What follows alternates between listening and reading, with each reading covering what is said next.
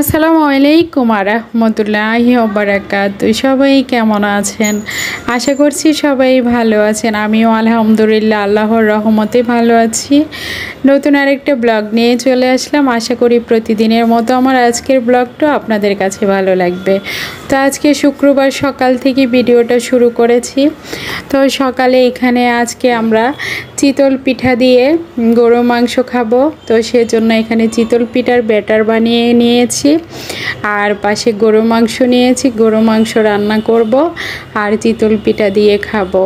তো যারা অলরেডি আমার চ্যানেলে নতুন আসছেন, প্লিজ আমার চ্যানেলটি সাবস্ক্রাইব করে পাশে থেকে যাবেন। আর যারা আমার চ্যানেলটি সাবস্ক্রাইব করে রেখেছেন, আপনাদের সবাইকে অসংখ্য ধন্যবাদ। এইভাবে আমাকে সাপোর্ট করে আমার বন্ধু হয়ে আমার পাশে থাকবেন। আর প্লিজ ভিডিও শুরুতে একটা লাইক দিয়ে ভিডিওটা দেখার অনুরোধ রইল। আপনারা কেন ভিডিওতে লাইক দিতে চান না আমি জানি না।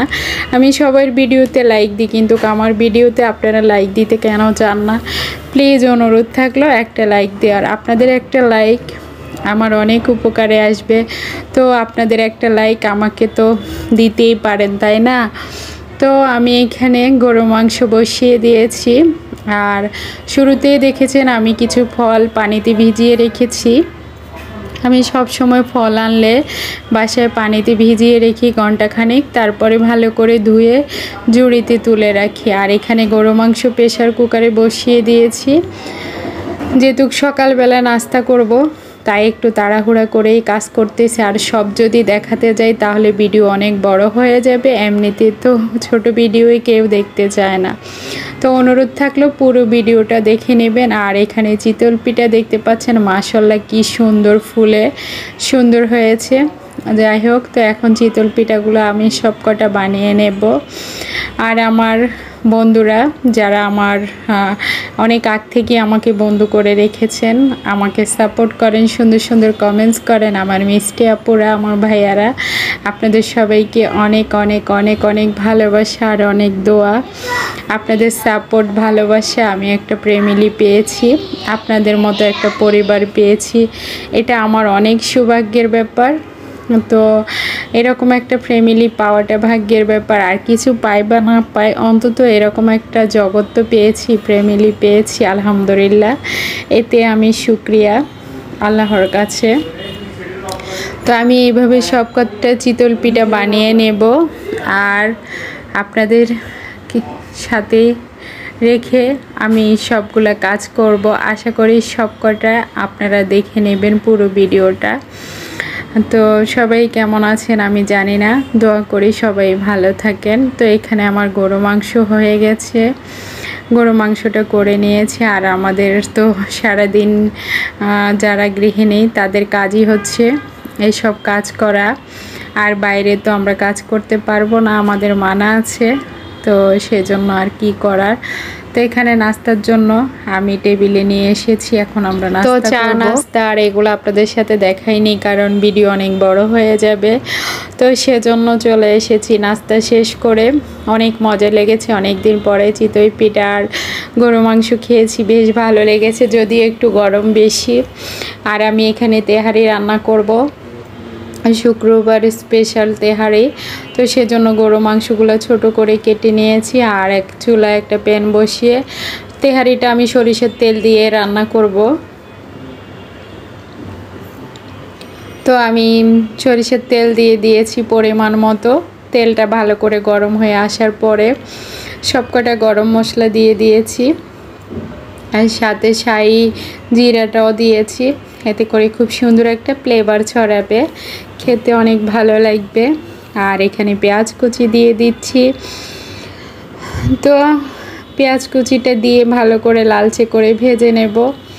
আর আমার প্রিয় বন্ধুরা যারা, প্লিজ আপনারা সবাই আমার পাশে থেকে আমাকে ভালোবাসবেন, আমার চ্যানেলটা এগিয়ে যেতে সহযোগিতা করবেন। আমার চ্যানেলকে ভালোবাসা মানে আমাকে ভালোবাসা। তো আমি জানি না আপনারা কে কোথা থেকে দেখেন। যাদের কাছে আমার ভিডিওগুলো ভালো লাগে, যদি একটু হলেও ভালো লাগে, আমাকে কমেন্টস করে জানাবেন। আমি খুব খুশি হব আপনাদের এক সুন্দর কমেন্টস পেলে। আমি ভাববো যে না, আলহামদুলিল্লাহ এই পৃথিবীতে অন্তত আমাকে ভালোবাসার, আমার ভিডিওগুলো ভালোবেসে দেখার আমার বন্ধুরা আছে, কিংবা আমার আপু ভাইয়ারা আছে। তো এখানে আমি দিয়ে দিয়েছি তেহারির মশলাগুলো দিয়ে দিয়েছি, আদা রসুন বাটা দিয়ে তেহারির মশলা দিয়ে দিয়েছি। আর গরু মাংসগুলো মশলা কষিয়ে গরু মাংস দিয়ে দেব। আর দুধের গুঁড়ি দিয়ে দিয়েছি 1 কাপ, স্বাদ মতো লবণ। তো এখন আমি গরু মাংসগুলো দিয়ে দেব। আর গরু মাংসগুলো খুব ভালো করে কষিয়ে নিতে হবে। তো আসলে আমার একটু ঠান্ডা লেগেছে, গলাটা একটু ডিস্টার্ব দিতেছে, তাই কথা বলতে একটু প্রবলেম হচ্ছে। আর রং চা খাচ্ছি, গলাটা যে বসে গেছে তাই। আর এই তো বাসার পাশে, আমাদের বাসার সামনে একটা মেলা হয়েছে, একদম আমার বাসার সামনের বাসায়। তো মেলা দেখতে গিয়েছি, ওখানে গিয়ে গরমের ঠান্ডা লেগে গেছে। যাই হোক, ওই ভিডিওটাও আপনাদের সাথে শেয়ার করব, আশা করছি আপনারা দেখবেন, এনজয় করবেন। আর এখানে গরু মাংসগুলা আমি ভালো করে সিদ্ধ করে নেব। তেহারির মাংসটা একেবারে সফট হলে ভালো লাগে, তো সেজন্য একেবারেই সফট করে নেব, সিদ্ধ করে নেব। আর সবাই আমাকে যে সুন্দর সুন্দর কমেন্টস করেন, সত্যি কথা বলতে আমার ভীষণ ভালো লাগে। কারণ আমি ফ্যামিলির সবার ছোট, তো সেজন্য আমি একাই থাকি। আর আমাকে পাশে থেকে সঙ্গ দেওয়ার মতো তেমন কেউ নেই। তো সেই জন্য ইউটিউব জগতে আসা আর আপনাদের সবাইয়ের সুন্দর সুন্দর কমেন্টস পেলে আমার কাছে ভীষণ ভালো লাগে। মনে হয় যে এখানে আমার একটা জগৎ আছে, নিজের মতো করে কথা বলতে পারে, আর আমাকে হেল্প করার মতো, সুন্দর সুন্দর কমেন্টস করার মতো আমার বন্ধুরা আছে। তো সেজন্য আমার এই জগৎটা ভীষণ ভালো লাগে, সত্যি কথা।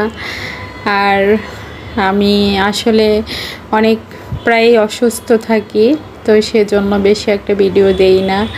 আর আমি একটু অলস টাইপের, তো অত বেশি ভিডিও করিও না, দিইও না, দেওয়া হয় না।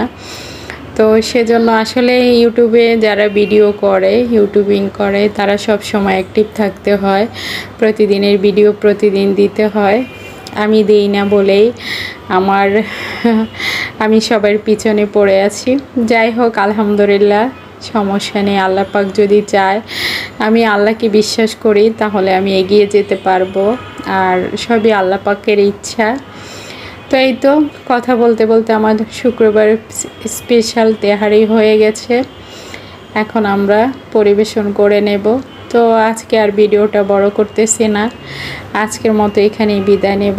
সবাই ভালো থাকবেন, সুস্থ থাকবেন, আবার নতুন কোনো ভিডিও নিয়ে চলে আসব। সবাই সুস্থতা কামনা করি। আল্লাহ হাফেজ।